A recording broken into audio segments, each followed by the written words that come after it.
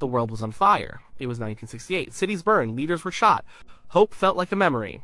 And in the middle of it all, a king was trying to find his throne again. He'd been lost in a desert of bad movies and silly songs. He was a joke to the serious people, a relic. But then he put on a black leather suit and reminded everyone who he was. The 68 comeback special was a statement. He could still sing, he could still move, he still had that fire.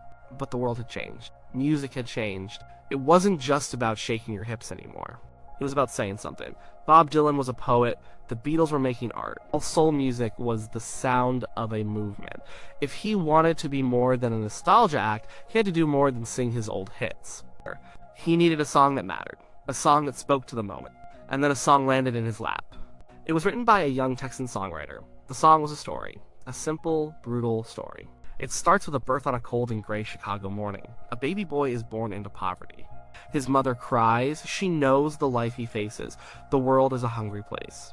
The song follows this boy. He grows up hungry. He learns to steal and fight. He gets angry. The anger builds inside him. It's a fire that has no place to go. One day, he buys a gun. He steals a car. He tries to run, but he doesn't get far. And he dies. He dies on the street just as another baby is born. The cycle starts all over again. It was a protest song. There was no other way to describe it. It was about poverty, systemic failure, and the pipeline from desperation to violence. It was a political song. It was a dangerous song. His people told him not to touch it. His manager, the Colonel, hated it. The record label, RCA, thought it would kill his career. His core audience was in the South. They were conservative. They didn't want to hear about the problems of the inner city from their hero. They wanted Hound Dog. They wanted Love Me Tender. This was not that. He ignored them. He insisted. He said, I'm going to record this song. He walked into the studio in Memphis, a city still raw from the assassination of Dr. Martin Luther King Jr. just months before. And he sang it. The question, the one that people still ask, is did he get it? Did this man, this superstar living in a Memphis mansion, truly understand the political message of this song? There are two ways to look at it, and the truth is probably somewhere in the middle. Let's start with the case for yes. Yes, he understood it. Maybe he understood it better than anyone. He didn't grow up rich. He grew up dirt poor in a 2-room shotgun shack in Tupelo, Mississippi. His family was on the edge of starvation sometimes. He knew what hunger felt like. He knew what it was like to feel like an outsider. He grew up in a black neighborhood. His first musical experiences were in black churches. The gospel, the blues, the soul he heard was the bedrock of his own music. He didn't see the world in black and white the way a lot of people from his time and place did. He saw people. That 68 comeback special wasn't just about rock and roll. The finale was a song written specifically for him after Dr. King was killed. It was a song called If I Can Dream. It was a passionate plea for peace and understanding. A vision of a better world. He sang it with tears in his eyes. He believed it. So, the idea of him engaging with social issues was not new. He had just done it on national television. This new song was the next logical step. It was taking the general plea of If I Can Dream and focusing it on one specific tragic story. When he fought to record the song, that was a political act in itself. He was using his immense power to defy the commercial machine around him. The Colonel wanted safe hits. RCA wanted guaranteed moneymakers. They saw this song as a risk, or a bad business decision. For him to put his foot down to risk alienating his base and his bosses suggests a deep personal connection to the material. You don't take that kind of risk for a song you don't believe in. He felt the story in his bones. He knew it was important. He knew it had to be heard. And then there is the performance. Listen to his voice. It is not the swaggering rock star. It is not the romantic crooner. It is the voice of a narrator, a witness. He sounds sad. He sounds weary. He delivers the story with a quiet, powerful empathy. He doesn't oversing it. He lets the words do the work. The emotion is raw and real. When he sings the line about the angry young man running out on the street, his voice cracks with a sense of inevitability. He is telling a story he understands on a human level.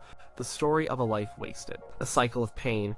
He knew what it meant for a mother to cry over her child. His own mother, Gladys, was the center of his universe. The idea of that maternal pain was something he could connect with deeply.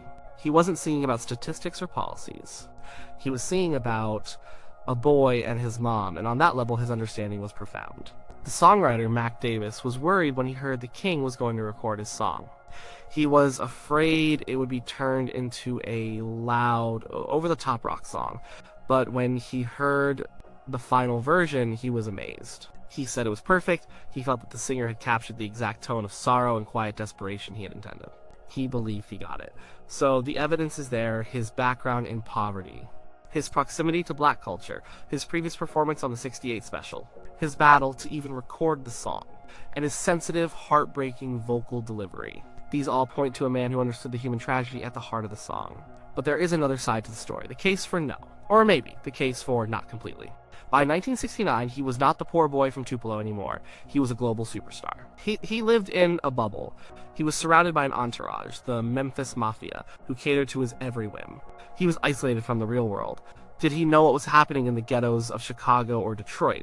Did he read the papers? Did he watch the news with a critical eye? Or was he just focused on his music, his movies, and his own world inside the walls of Graceland?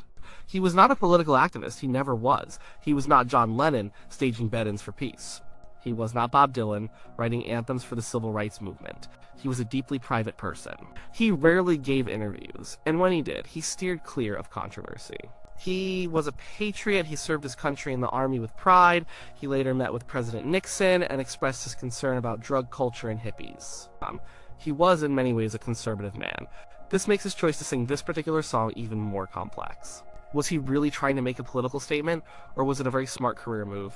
He had proven he could still rock. Now he needed to prove he was relevant, that he was serious. Protest songs were popular.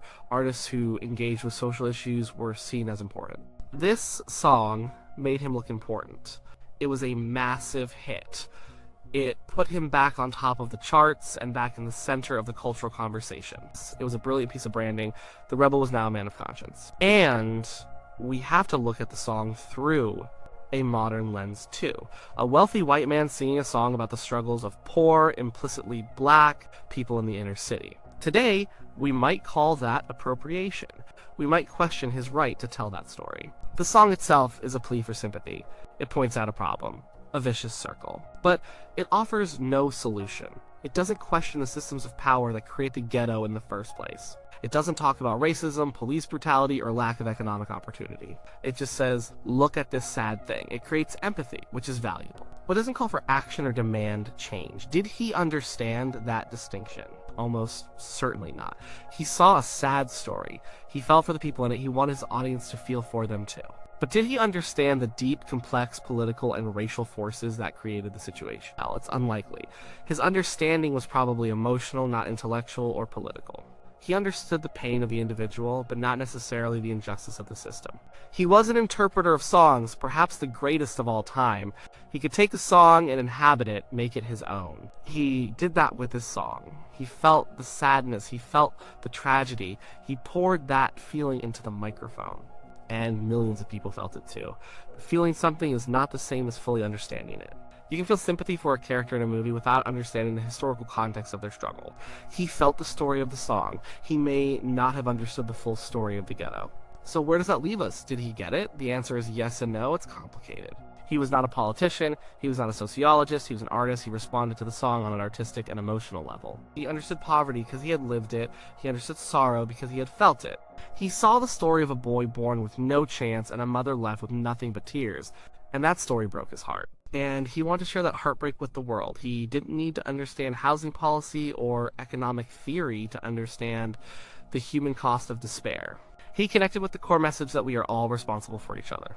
That when a child is born into a world that will crush him, we all have a reason to be concerned. The song's final plea is for someone to lend a hand, to look away from their own life for a moment, and see the suffering of another. He understood that part perfectly. What he did with that song was, in its own way, a powerful political act, whether he intended it to be or not. He took a message of social conscience and delivered it to a mainstream audience that might never have listened to it otherwise. He made people in suburban living rooms think about a cold and gray Chicago morning. He made them think about the boy with a hungry look in his eyes. He forced them to confront a reality they could easily ignore. He used his platform not to sell fantasy, but to show a slice of a hard reality. He took a risk, and it paid off, not just commercially, but artistically.